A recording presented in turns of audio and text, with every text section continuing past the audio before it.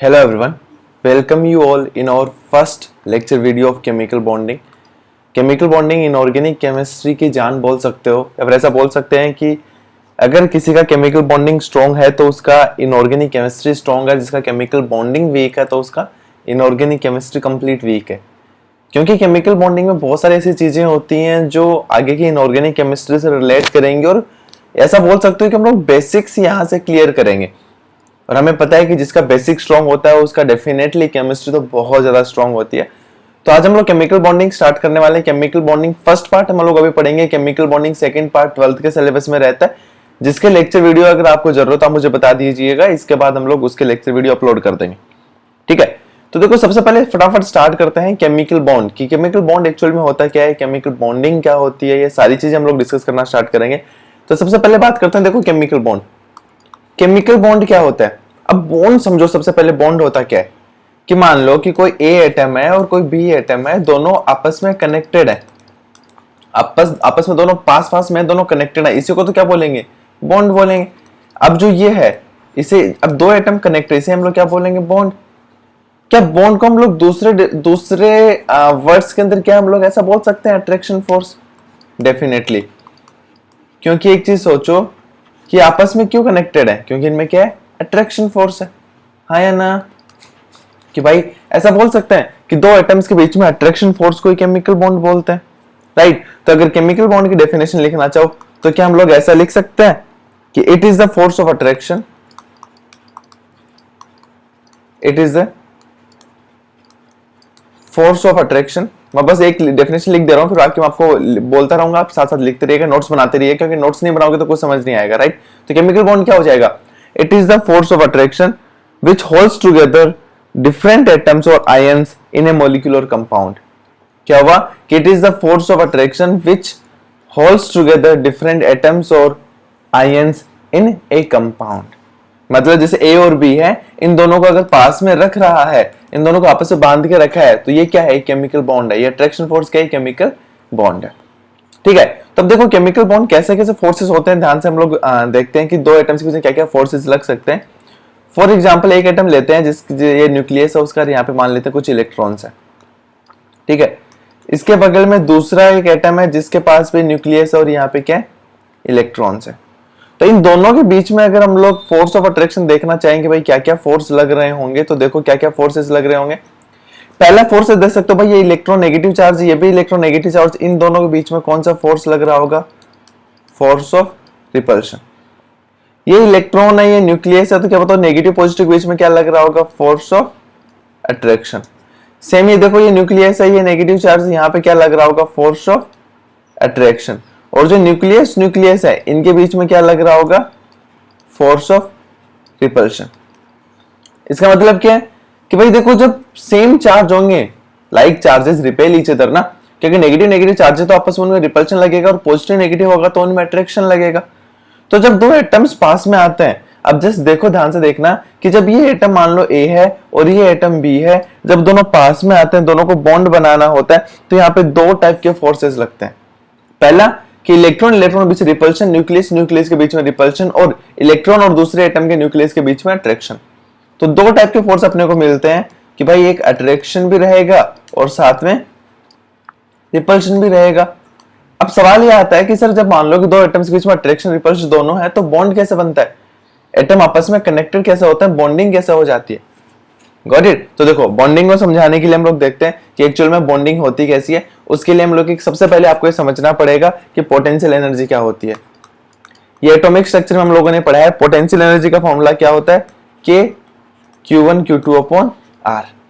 Q1 Q2 क्या है, यहाँ पे हमें पता है भाई, ये तो हम लोगों ने पढ़ रखा है। Q1 Q2 क्या है, चार्ज है, और R क्या है, डिस्टेंस बिटवीन एटम्स। ऐसा बोल सकते, डिस्टेंस बिटवीन चार्जेस बोल दो, डिस्टेंस बिटवीन चार्जेस।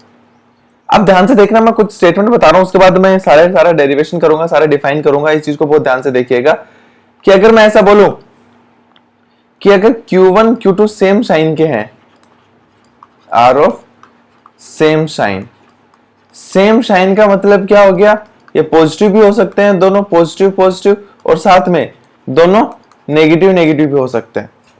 तब देखो, तब पोटेंशियल एनर्जी क्या हो जाएगी बताओ, पोटेंशियल एनर्जी इक्वल्स टू के Q1 Q2 अपॉन R, क्योंकि दोनों सेम साइन के तो ये पॉजिटिव आएगा।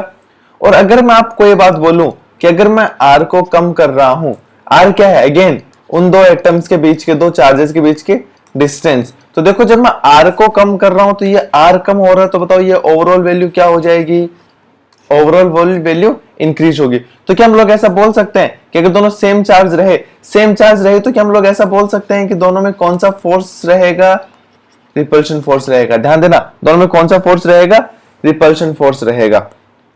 ठीक है, तो हम ये बोल सकते हैं भाई दोनों में रिपल्शन फोर्स रहेगा। और अगर मैं R उनके बीच की डिस्टेंस कम करता जाऊंगा तो मुझे पता है कि भाई पोटेंशियल एनर्जी बढ़ती जाएगी, डिस्टेंस कम होती जाएगी तो पोटेंशियल एनर्जी बढ़ती जाएगी पॉजिटिव में। Got it. चलो अब अगर मैं आपको ये बात बोलूं कि भाई Q1 Q2 are opposite charges, Q1 Q2 are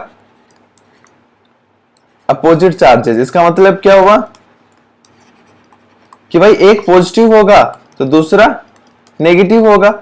अब इस केस में बताओ अट्रैक्शन फोर्स डोमिनेट करेगा या फिर रिपल्शन, अट्रैक्शन फोर्स होगा ना, मतलब इन दोनों के बीच में कौन सा होगा, अट्रैक्शन फोर्स। और अब इनके लिए मैं अगर पोटेंशियल एनर्जी का फॉर्मूला लिखना चाहूं तो क्या हो जाएगा, माइनस के Q1 Q2 अपॉन R। ऐसा क्यों हुआ, क्योंकि Q1 Q2 अपोजिट साइन है। ठीक है, अब अगर मैं आपको ये बात बोलूं कि R मैं कम कर रहा हूं, R मतलब डिस्टेंस कम कर रहा हूं, R कम करूंगा तो देखो ये न्यूमेरिकल वैल्यू इंक्रीज होगी, लेकिन आगे लगा है नेगेटिव, तो ऐसा बोल सकते हैं कि potential energy increases but in negative, negative में इंक्रीज होगी। अगर ओवरऑल बात करें तो पोटेंशियल एनर्जी डिक्रीज होगी, ऐसा बोल सकते हैं विद साइन। हम साइन के साथ में बात कर रहे हैं कि भाई नेगेटिव में इंक्रीज होगी तो ओवरऑल क्या हो रही है, डिक्रीज हो रही है। अब देखो हम लोग एक ग्राफ बनाने वाले हैं पोटेंशियल एनर्जी और उन दो एटम्स के बीच में कि भाई कैसे एक्चुअल में बॉन्डिंग हो रही है। इन चीजों को बहुत ध्यान से देखिएगा कि एक्चुअल में देखो बॉन्डिंग कैसे हो रहा है। ठीक है, तो हम एक काम करते हैं, हम वाई एक्सिस पे हम लोगों ने लिया है और यहाँ पे एक्स एक्सिस, ये एक्स एक्सिस है आर क्या है यहाँ पे, डिस्टेंस बिटवीन एटम्स, कि जो दो एटम्स के बीच हम ग्राफ बनाने वाले हैं उनके बीच की डिस्टेंस है। ठीक है, और वाई एक्सिस पे हम लोग लेके चल रहे हैं पोटेंशियल एनर्जी, क्या लेके चल रहे हैं, पोटेंशियल एनर्जी। ये कर्व बहुत इंपॉर्टेंट है, बहुत ध्यान से देखिएगा, काफी सवाल आते हैं। ठीक है, अब एक्चुअल में देखो होगा क्या, ये कर्व कैसे काम करता है इसको बहुत ध्यान से देखिएगा, काफी सारी चीजें इसमें हम लोग डिस्कस करेंगे। कि देखो स्टार्टिंग में मान लेते हैं, स्टार्टिंग में यहाँ देखो ये 0 है, यहां जा रहे हैं तो R इंक्रीज हो रहा है, R मतलब दो एटम्स के बीच की डिस्टेंस। स्टार्टिंग पॉइंट हम लोग मान के चलते हैं कि भाई जो स्टार्टिंग में क्या है कि दो एटम्स के बीच में डिस्टेंस बहुत ज्यादा है, डिस्टेंस बहुत ज्यादा है। और जब ये दोनों एटम्स पास पास आना स्टार्ट करते हैं, देखना कि जब ये एटम ए है, ये एटम दोनों पास पास आना स्टार्ट करते हैं तो स्टार्टिंग में अट्रैक्शन फोर्स डोमिनेट करता है। स्टार्टिंग में क्या करता है, अट्रैक्शन कैसे, मतलब न्यूक्लियस और इलेक्ट्रॉन के बीच अट्रैक्शन होता है, तो स्टार्टिंग में क्या होगा कि अट्रैक्शन फोर्स डोमिनेट करेगा। अट्रैक्शन फोर्स डोमिनेट करेगा तो हमें पता है कि पोटेंशियल एनर्जी, हमें पता है कि जब R कम करोगे तो पोटेंशियल का फॉर्मूला माइनस के Q1 Q2 अपॉन R आएगा। R कम होगा तो ये ओवरऑल वैल्यू बढ़ेगी लेकिन नेगेटिव में बढ़ेगी। तो एक्चुअल में देखो ये ग्राफ समथिंग कुछ ऐसा आता है, मैं पहले ग्राफ बना देता हूँ फिर हम लोग उसको एक्सप्लेन करेंगे हर एक पॉइंट को। एक्चुअल तो ग्राफ क्या आता है, पहले ग्राफ समथिंग कुछ ऐसे डिक्रीज होते हैं, डिक्रीज एक पॉइंट ऐसा आता है, उसके बाद ये ग्राफ ऐसे एक्सपोनेंशियली इंक्रीज करता है। देखो ये ग्राफ, ओवरऑल ग्राफ ऐसा आता है जब हम लोग पोटेंशियल एनर्जी का ग्राफ ऐसे बनाते हैं। तो एक्चुअल में देखो हो क्या रहा है, ठीक है, कि अब ये स्टार्टिंग ऐसा पॉइंट है जहां पे ऐसा बोल सकते हो कि भाई उनके बीच की डिस्टेंस बहुत ज्यादा है एटम्स की। तो ये वो ऐसा पॉइंट है जहां पे अट्रैक्शन फोर्स डोमिनेट कर रहा है किस पे, रिपल्शन पे। क्योंकि तभी हमें पता है अट्रैक्शन फोर्स डोमिनेट करेगा रिपल्शन से, मतलब एटम्स को पास लाते जाएंगे, एटम पास आते जाएंगे और दोनों का साइन अपोजिट है क्योंकि अट्रैक्शन फोर्स डोमिनेट कर रहा है, मतलब पॉजिटिव नेगेटिव दोनों है, तो R कम होता जाएगा। तो ऐसा बोल सकते हैं कि पोटेंशियल एनर्जी धीरे धीरे इंक्रीज होता जाएगा। ठीक है, धीरे धीरे इंक्रीज हो रहा है। फिर एक ऐसा पॉइंट आएगा, जो पॉइंट ये है, एक ऐसा पॉइंट आएगा जहां पे अट्रैक्शन और रिपल्शन दोनों देखो इक्वल हो गया। ऐसा पॉइंट है जहां पे देखो ऐसा बोल सकते हैं आप, इस पॉइंट पे पोटेंशियल एनर्जी क्या है, मिनिमम है। पोटेंशियल एनर्जी क्या है, मिनिमम। तो ये एक ऐसा पॉइंट, ऐसा पॉइंट होता है जहां पे ऐसा बोलते हैं अट्रैक्शन फोर्स इक्वल हो जाता है किस पे, रिपल्शन के। मतलब यहाँ पे अट्रैक्शन फोर्स रिपल्शन फोर्स के इक्वल हो जाता है और यहाँ पे पोटेंशियल एनर्जी मिनिमम रहती है। और मैं आपको बता रहा हूँ इसी को बॉन्डिंग स्टेट बोलते हैं। यही क्या होता है, बॉन्डिंग स्टेट, ये वो स्टेट होते हैं जहां पे बॉन्डिंग हो रही होती है, ठीक है, जहां पे पोटेंशियल एनर्जी मिनिमम होती है। मतलब इसके बाद आगे देखोगे तो यहाँ पे ध्यान से देखोगे पोटेंशियल एनर्जी बढ़ रही है, मतलब इसका मतलब पोटेंशियल एनर्जी पॉजिटिव में बढ़ती जा रही है। इसका मतलब क्या है कि एक ऐसा पॉइंट आएगा जहां पे अट्रैक्शन फोर्स डोमिनेट करने लग जाएगा किस पे, sorry F repulsion force dominate करने लग जाएगा किस पे, अट्रैक्शन पे, कि एफ रिपल्शन फोर्स डोमिनेट करेगा किस पे, अट्रैक्शन फोर्स पे। इसीलिए देखो पोटेंशियल एनर्जी बढ़ रही है। तो एक्चुअल में ये ग्राफ होता है कि इसका जब दो एटम्स को पास पास लेके आते हैं, सोचो जब दो एटम्स स्टार्टिंग में बहुत दूर थे, आर बहुत ज्यादा थी, इसका मतलब उनके बीच की डिस्टेंस ज्यादा थी, वहां पे अट्रैक्शन फोर्स डोमिनेट कर रहा था। जैसे जैसे पास लाते जाएंगे लाते जाएंगे लाते जाएंगे, एक ऐसा पॉइंट आएगा जहां पे अट्रैक्शन और रिपल्शन दोनों इक्वल हो जाएंगे, और उसे हम लोग बॉन्डिंग स्टेट बोलेंगे, उसे हम लोग बॉन्डिंग स्टेट बोलेंगे, क्योंकि उससे ज्यादा पास पाएंगे तो क्या होगा, अचानक से रिपल्शन फोर्स डोमिनेट करेगा, और रिपल्शन फोर्स होगा तो पोटेंशियल एनर्जी इंक्रीज होना स्टार्ट हो जाएगी। अब जो ये स्टेट है इसी को क्या बोलेंगे, बॉन्डिंग स्टेट बोलेंगे। मतलब यहाँ पे जो बॉन्ड है सब बॉन्ड, यहाँ पे बॉन्डिंग हो रही है। अब देखो कुछ दो तीन डेफिनेशन जो डिफाइन कर रखी हैं, जिनके बारे में अपने को पता होना चाहिए, वो क्या है देखो कि जो ये यहां से इसकी डिस्टेंस है, मतलब अगर आप इसे देखोगे तो ये बॉन्डिंग स्टेट है, ठीक है, और तो जो ये डिस्टेंस है, ये डिस्टेंस ये क्या है, उनके बीच की डिस्टेंस, मतलब आर हमें पता है दो एटम्स के बीच की डिस्टेंस थी, तो जब ये जीरो से लेके डिस्टेंस है, इस मान लो डी बोल देते हैं कि जो बॉन्डिंग स्टेट में आर क्या है, फिर से देख लो कि दो एटम्स के बीच की डिस्टेंस, आर उन दो एटम्स के बीच की डिस्टेंस है, तो डी क्या हो जाएगा कि जब दोनों बॉन्ड बना रहे होंगे तब उनके बीच की डिस्टेंस, मतलब मान के चलो कि ऐसा मान लो कि दो एटम से बॉन्ड बना लिए, तो ये उनके बीच की डिस्टेंस है ना, न्यूक्लियस के बीच की, इसी को बोलते हैं बॉन्डिंग स्टेट। ये डी हो जाएगा। अब डी को हम लोग क्या बोलते हैं, बॉन्ड लेंथ। बॉन्ड लेंथ समझ में आ रहा है कुछ? बॉन्ड लेंथ क्या हो गया अभी कि जब दोनों बॉन्ड कर रहे होंगे, तो बॉन्डिंग स्टेट में आ रहे होंगे, तब उनके बीच की जो न्यूक्लियस के बीच की लेंथ है उसे क्या बोलेंगे, बॉन्ड लेंथ। और अब देखो जो ये एनर्जी है, देखो जो मिनिमम एनर्जी है, ध्यान से देखो, ये जो मिनिमम एनर्जी है उसे बोलते हैं बॉन्ड एनर्जी। ये जो डेल्टा ई है, या फिर इसे बोल सकते हैं जो पोटेंशियल एनर्जी है, इस एनर्जी को क्या बोलते हैं, बॉन्ड एनर्जी। ध्यान से देखो, ये जो एनर्जी मिनिमम एनर्जी है, इसी को हम लोग क्या बोल देंगे, बॉन्ड एनर्जी। और जो उनके बीच की जो मिनिमम लेंथ है उस वक्त उसे क्या बोल देंगे हम लोग, बॉन्ड लेंथ। अब ध्यान से देखो, अब एक्चुअल में आप तुम इसे रिवर्स भी समझ सकते हो, समझने की कोशिश करना कि भाई बॉन्ड एनर्जी क्या होती है, कि जैसे हमने ये देखा था बॉन्ड को ब्रेक करने में जो एनर्जी लगती है, bond dissociation energy. Bond break कैसे करेंगे, मतलब एक एटम यहाँ पे, इनके बीच की डिस्टेंस समथिंग बहुत मिनिमम डिस्टेंस है जहां पे बॉन्ड लेंथ बोलते हैं, उसके बाद अगर ये आर इंफिनिटी पे चले गए, मतलब यहाँ पे उनके बीच की डिस्टेंस इंफिनिटी हो गई, डिस्टेंस बहुत दूर हो गई, मतलब बॉन्ड ब्रेक हो गया, तो इतनी एनर्जी अपने को देनी पड़ी। कितनी एनर्जी, जो इसकी बॉन्ड एनर्जी है, मतलब यहाँ पे जो एनर्जी है और यहाँ पे एनर्जी है, इन दोनों का डिफरेंस देख लो, यही टोटल एनर्जी आएगी, और इसी एनर्जी को हम लोगों ने क्या बोल दिया, बॉन्ड एनर्जी।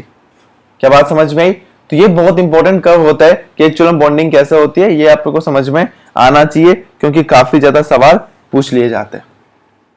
ठीक है, अब अगर कुछ इंपॉर्टेंट पॉइंट्स हम लोग फिर से देख लेते हैं कि अगर एक चीज देखो, हमें पता है, अगर अब एक चीज देखो कि अगर मान लो कि बॉन्डिंग होनी है, ऐसा मान लो कि अगर मान लो दो एटम है, उनको अगर बॉन्डिंग करनी है, तो देखो सबसे इंपॉर्टेंट कंडीशन क्या है, बॉन्डिंग के लिए अट्रैक्शन फोर्स भी होना चाहिए, और साथ में रिपल्शन फोर्स भी होना चाहिए।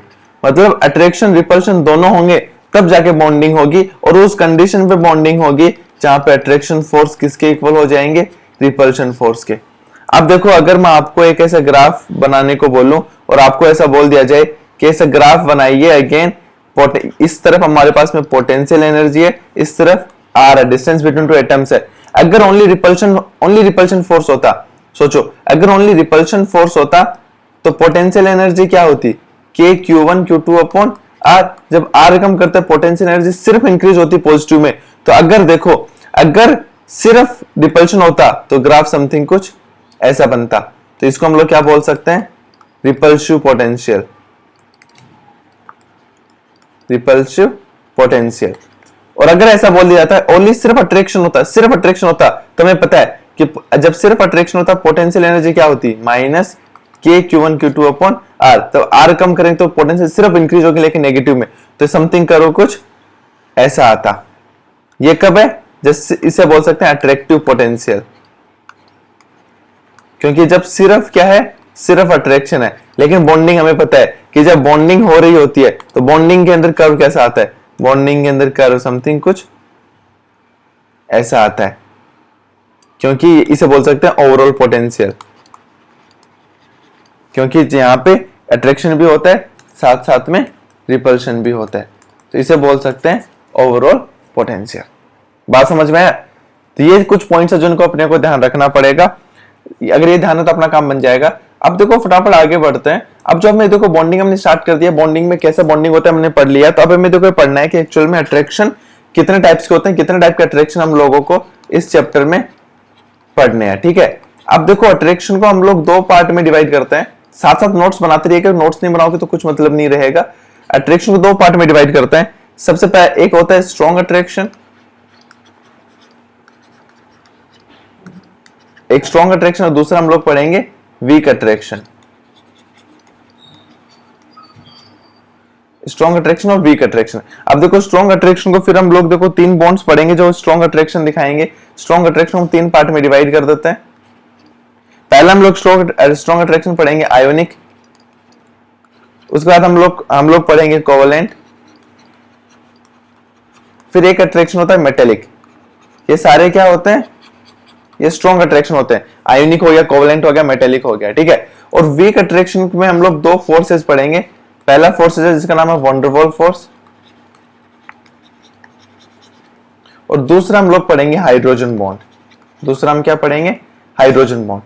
अब ध्यान रखना कि ये जो स्ट्रॉन्ग बॉन्ड होते हैं इनको कई बार है ना हम लोग केमिकल बॉन्ड भी बोल देते हैं। जो स्ट्रॉन्ग बॉन्ड होते हैं उनको हम लोग क्या बोल देते हैं, केमिकल बॉन्ड भी तुम्हें मिल सकता है। ठीक है, कि जो स्ट्रॉन्ग बॉन्ड है, ध्यान रखना कि अट्रैक्शन मतलब जो बॉन्ड हो गए उनको हम बॉन्डिंग को दो पार्ट में डिवाइड करते हैं, स्ट्रॉन्ग अट्रैक्शन और वीक अट्रैक्शन। स्ट्रॉन्ग अट्रैक्शन में तीन टाइप के हम लोग बॉन्ड्स पढ़ेंगे, आयोनिक, कोवेलेंट, मेटेलिक, और वीक में हम लोग पढ़ेंगे वंडरवॉल और एच बॉन्डिंग। तो फटाफट स्टार्ट करते हैं सबसे पहले स्ट्रॉन्ग से, और स्ट्रॉन्ग में सबसे पहले हम लोग पढ़ेंगे आयोनिक बॉन्ड। ठीक है, तो ये आप साथ नोट्स बनाते रहिएगा। और सबसे पहले स्ट्रॉन्ग में हम जो पढ़ने वाले हैं वो पढ़ने वाले हैं आयोनिक बॉन्ड। अब आयोनिक बॉन्ड के बारे में आपको बेसिक आइडिया होगा, नहीं है तो आपको बता देता हूं कि आयोनिक बॉन्ड कि मैं आपको पहले डेफिनेशन बोलता हूं, साथ साथ लिखते रहिएगा। उसके बाद क्योंकि लिखने में टाइम वेस्ट हो जाएगा, आप साथ साथ लिखते रहिएगा, मैं आपको बोल के लिखवा देता हूं। उसके बाद हम समझना स्टार्ट करते हैं कि whenever a chemical bond is formed by complete transfer of electron between two bonded atoms, कि whenever a chemical bond is formed by complete transfer of electron between two bonded atoms, then it is known as ionic bond, and valency is known as electrovalency। क्या समझ में आया कि जब कोई भी bond होगा, मान लेते हैं A है और B है, इनके बीच में बॉन्ड बनना है और ये कंप्लीट इलेक्ट्रॉन का ट्रांसफर से बना है। मतलब इसके पास मान लो फॉर एग्जांपल इलेक्ट्रॉन था, इसके पास नहीं था, तो इसने कंप्लीट इलेक्ट्रॉन इसे दे दिया। तो ये कंप्लीट इलेक्ट्रॉन ट्रांसफर, ध्यान रखना यहाँ पे एक बहुत इंपॉर्टेंट लाइन आई है, मैंने बोला है कंप्लीट इलेक्ट्रॉन ट्रांसफर से जो बॉन्ड बनता है उसे हम लोग क्या बोलते हैं, आयोनिक बॉन्ड बोलते हैं। उसे हम लोग क्या बोलते हैं, आयोनिक बॉन्ड। अब सोचो अगर इलेक्ट्रॉन कंप्लीट ट्रांसफर हो जाएगा तो ये A से इलेक्ट्रॉन गया, मतलब ये पे पॉजिटिव आएगा, B पे क्या आ जाएगा, नेगेटिव आ जाएगा। और जो ये अट्रैक्शन फोर्स होगा केटाइन और एनाइन के बीच में, मतलब ऐसा बोल सकते हैं ना, ये क्या है अपना पॉजिटिव चार्ज को हम लोग बोलते हैं केटाइन, और नेगेटिव चार्ज को हम लोग क्या बोलते हैं, एनाइन। और जो केटाइन एनाइन के बीच जो अट्रैक्शन फोर्स है, इसे ही हम लोग क्या बोलते हैं, आयोनिक बॉन्ड। इसे हम लोग क्या बोलते हैं, आयोनिक बॉन्ड। क्या बात समझ में आ रही है? पक्का। आयोनिक बॉन्ड क्या होगा कि जब दो एटम्स के बीच में इलेक्ट्रॉन के कंप्लीट ट्रांसफर से जो बॉन्ड बनता है उसे हम लोग आयोनिक बॉन्ड बोलते हैं। इसे क्या बोलते हैं, आयोनिक बॉन्ड बोलते हैं। ठीक है, तो फॉर एग्जांपल अगर हम समझना चाहें, देखो NaCl। अब NaCl में क्या रहा होगा कि सोडियम रहा होगा, क्लोरीन रहा होगा। क्लोरीन ने कंप्लीट सोडियम ने अपने इलेक्ट्रॉन कंप्लीट किसको दे दिया होगा, क्लोरीन। इसलिए देखो Na+ बनता है और Cl- बनता है। और जो बीच में जो इनके बीच में अट्रैक्शन होता है केटाइन और एनाइन के बीच में, पॉजिटिव नेगेटिव चार्ज के बीच में, इसी को हम लोगों ने क्या नाम दे दिया था, आयोनिक बॉन्ड। क्या बात समझ में आई क्या? और जो वैलेंसी है, वैलेंसी को कोवैलेंसी इलेक्ट्रोवैलेंसी बोलते हैं। ध्यान रखना एक टर्म शो रहा है, वैलेंसी को क्या बोलते हैं, इलेक्ट्रोवैलेंसी बोलते हैं। वैलेंसी क्या होता है, आयोनिक बॉन्ड में देख लो, वैलेंसी को हम लोगों ने क्या बोल दिया कि वैलेंसी को ऐसा बोल सकते हैं कि कितने नंबर ऑफ बॉन्ड्स बने, कितने नंबर ऑफ बॉन्ड्स बना रखे हैं। और यहाँ इस केस में आयनिक बॉन्ड के केसेस में हम लोग इसे क्या बोल देते हैं, इलेक्ट्रोवैलेंसी। इलेक्ट्रोवैलेंसी कैसे डिफाइन कर सकते हैं कि नंबर ऑफ इलेक्ट्रॉन शेयर, कितने इलेक्ट्रॉन शेयर में लॉस्ट या फिर गेन। ऐसा बोल सकते हैं कि भाई एक एटम ने कितने इलेक्ट्रॉन शेयर किए हैं या फिर लॉस्ट हुए हैं या गेन हुए हैं, ये सारे के सारे क्या हो जाएंगे, इलेक्ट्रोवैलेंसी। फॉर एग्जांपल कि अगर देखो MgCl2 का एग्जांपल लें तो यहाँ पे देखो मैग्नीशियम +2 Cl- रहा, तो मतलब इलेक्ट्रॉन ने कितने, मैग्नीशियम ने कितने इलेक्ट्रॉन लूज किए, 2 इलेक्ट्रॉन लूज किए। तो इसके लिए अगर इलेक्ट्रोवैलेंसी की बात करें, अगर वैलेंसी की बात करें तो वो क्या हो जाएगा, 2।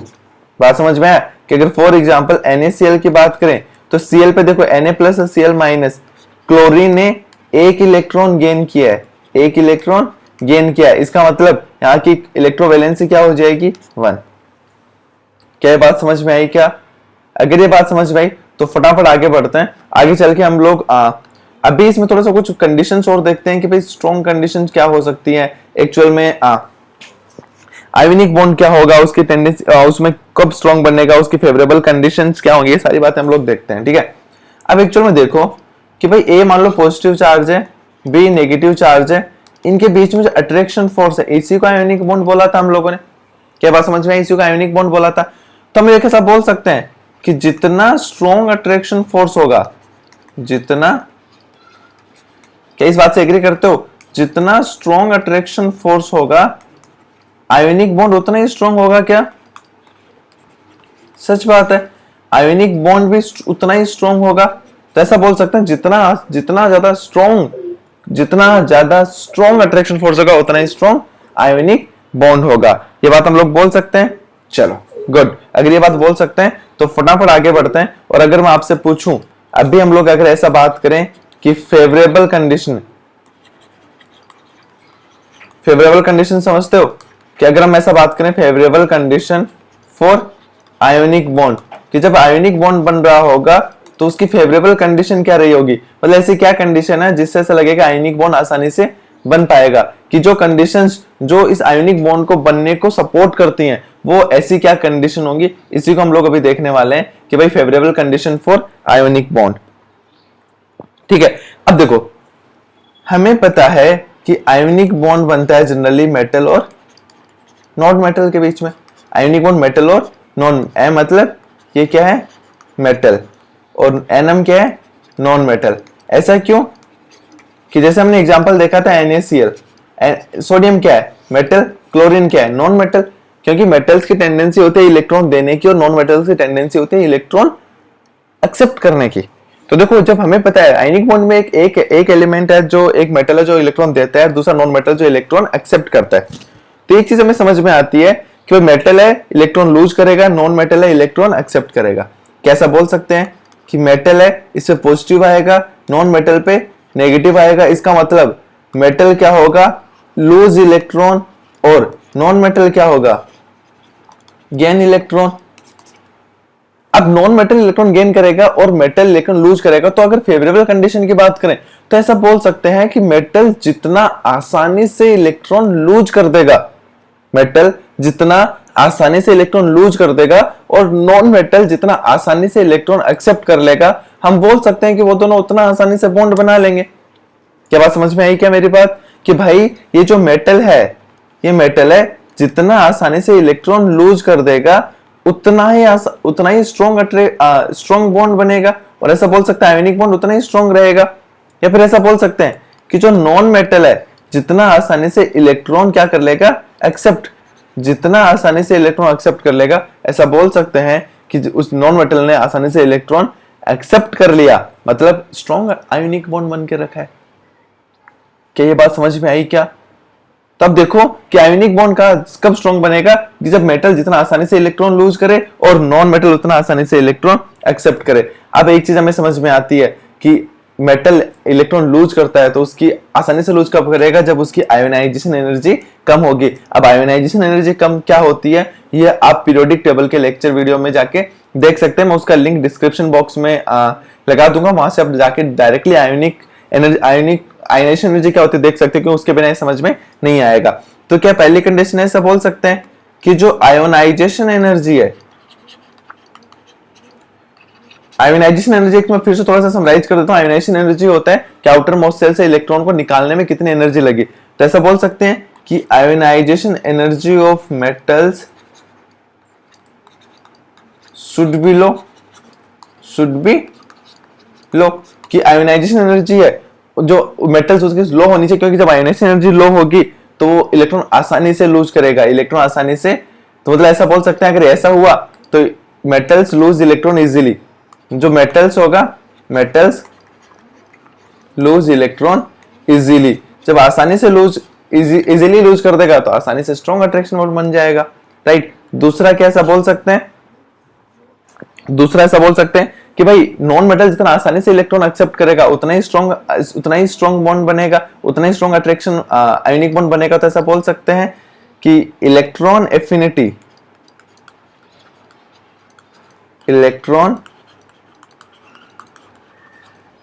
Affinity of non metals should B high, electron affinity of non metals should B high. क्योंकि जब हमें पता है कि जब इलेक्ट्रॉन एफिनिटी की वैल्यू ज्यादा होती है, बहुत ध्यान से देखिएगा कि हमें पता है कि जब इलेक्ट्रॉन एफिनिटी की वैल्यू बहुत ज्यादा होती है मींस इलेक्ट्रॉन गेन इजी हो जाता है। इलेक्ट्रॉन गेन क्या हो जाता है, इजी। तो नॉन मेटल अगर आसानी से इलेक्ट्रॉन गेन कर लेगा, मतलब आसानी से गेन कर रहा है, मतलब वो एक अच्छा अट्रैक्शन फोर्स बना पाएगा और आयोनिक बॉन्ड उतना ही स्ट्रॉन्ग बन पाएगा। तो दो कंडीशन ये हो गई। और अगर हम लोग तीसरी कंडीशन की बात करें तो ऐसा बोल सकते हैं कि strong force of attraction should exist, कि जो कैटायन और आयनाइन बना है कि उनके बीच में strong attraction force should exist,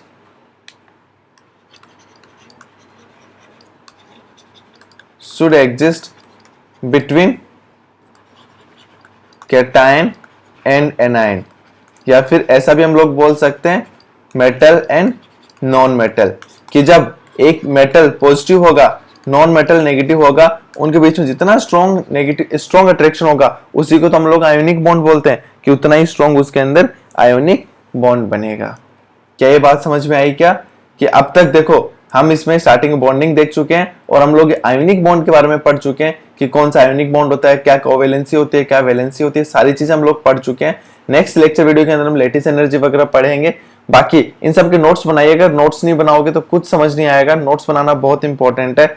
और बाकी अगर आपको और कुछ भी डाउट हो, कुछ भी आपको लगे कि यार ये चैप्टर समझ नहीं आया, टॉपिक समझ में नहीं आया, तो आप कमेंट बॉक्स में कमेंट कर सकते हैं, या फिर डिस्क्रिप्शन बॉक्स में हमारा टेलीग्राम चैनल है जहां पे आप ज्वाइन कर सकते हैं और आप रिकमेंड कर सकते हैं कि भाई कौन से टॉपिक्स हैं जिनके वीडियोस आपको पहले चाहिए, कौन से टॉपिक आपको समझ नहीं आए केमिस्ट्री फिजिक्स दोनों के अंदर।